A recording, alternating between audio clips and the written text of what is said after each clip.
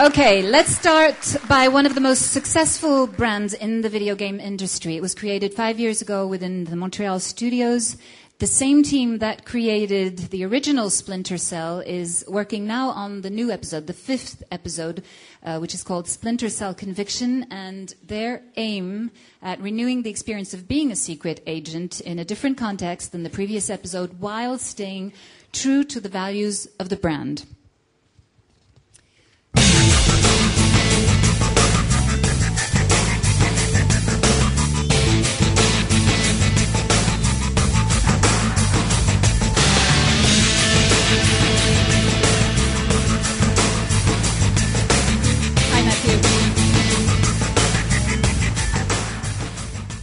Hi, Mathieu. So you are in Montreal.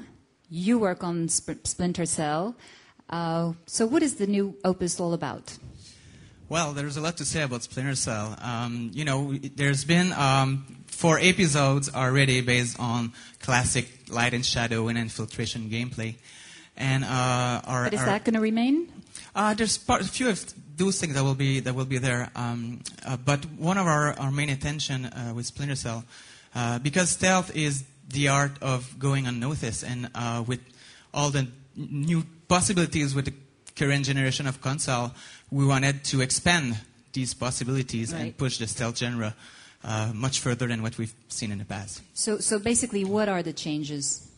Well, first, let's talk about Sam Fisher. You guys know Sam as being a special spy, hiding in the dark and looking for classified information. You've known Sam as a double agent, and now you'll see Sam as... In a bikini. No. You will see Sam... Well, maybe, we never know. I doubt it. You'll see Sam as a fugitive. And, as a fugitive, all the rules are changing because you used to work for Third Echelon. Why does he become a fugitive? Yeah, well, that's something the player will have to discover. That's the main quest for Sam Fisher and the player. So you used to be, you used to work for Third Echelon. Now you are chased by Third Echelon, and Oh, he's chased by them. Exactly. You used to have all those gears and gadgets and weapons provided by Third Echelon. Now you need to find some on the black market, and you need to find your way through the game. So when comes the time to develop a fugitive experience, we've decided to change all the core mechanics.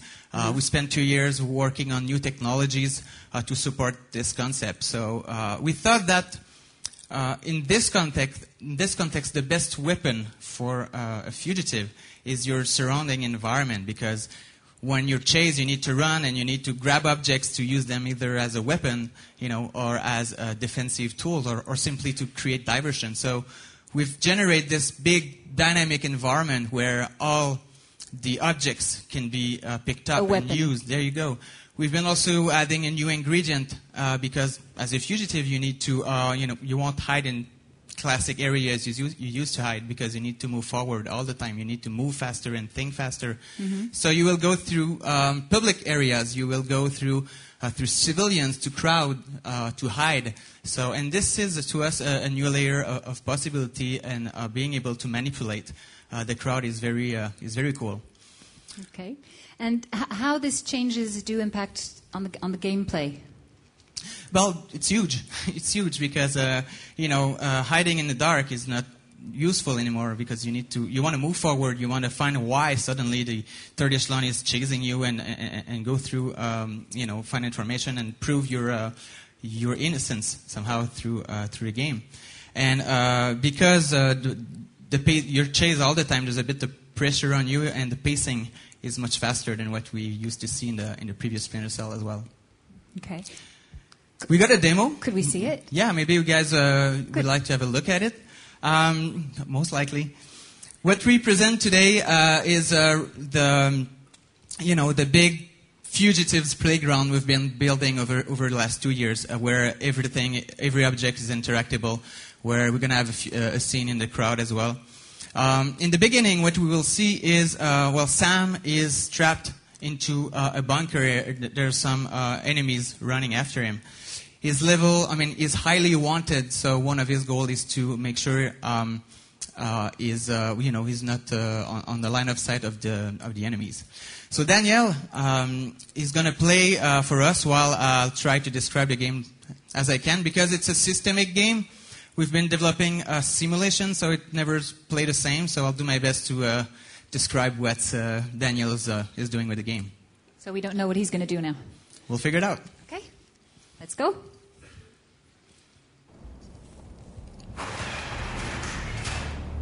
Spread out. Turn this place upside down. A bunch of feds are missing, and if they're dead, this would be the perfect place to stick them.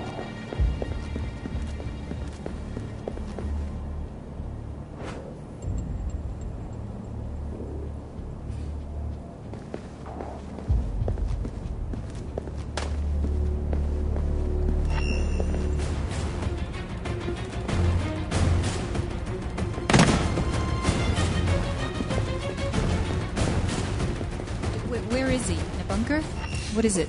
It's a bunker, and you can realize that in the previous Splinter Cell, when you were detected such ways, that was roughly the end of the gameplay. Now it's the beginning, because you can fight, as you've seen. You can pick up any object and throw it and use it, as a weapon, which is very cool actually. And this makes you improvise through the environment. Whatever's around him. There you go. So the controls are very simple. It's a sort of a sports game philosophy with a 3-button simple controls that you can improve through the gameplay. We're going to move to the next scene where it introduces our, for the first time, the crowd. So as you can notice, Sam has changed a lot. White male, approximately 6 feet tall, salt and pepper hair. Sam is going to wear a hoodie in order to, hide properly in the crowd, because if the guards are recognizing his face, then they'll go after trouble. him. There you go.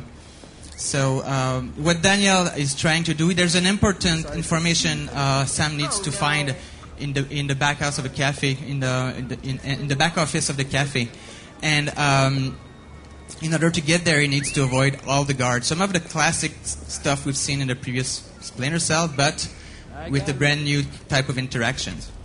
So, here's the guard seems to have discovered, that, He saw his face. Yeah, it's suspicious. So he's following Sam slowly, but Daniel is smart, and he brings him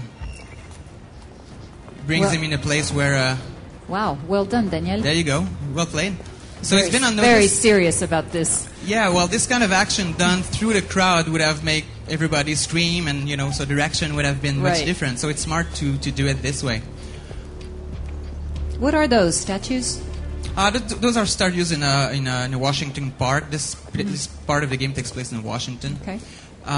So Sam needs to move forward and go to the cafe, but there seems to be a guard, on the top left of the screen watching, this zone. So you need to create diversion.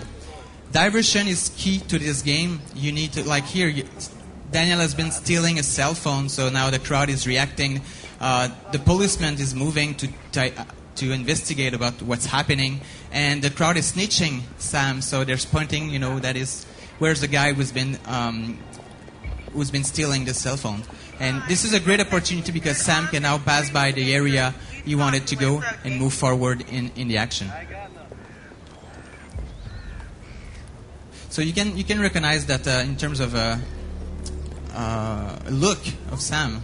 Sam is wearing very few things on him. He has a bag, so he can put a little bit of accessories and gadgets he will find in the black market. He's wearing his hoodie when he's trying to blend in crowds in such ways. So by moving forward, once again, we're trying to reach this vital information because Sam, he needs to prove his innocence. So by moving forward, and because because the cafe is full of guard, we're going to create a bigger diversion, and there are many ways of doing it. I don't know which one Daniel will pick up.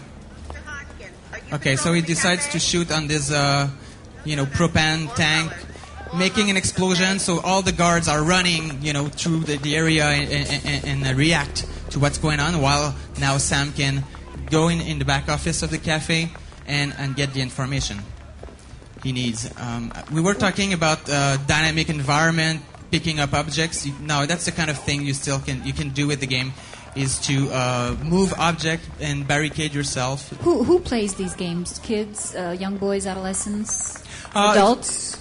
Well, it's mostly adults, I would say, in terms of genre.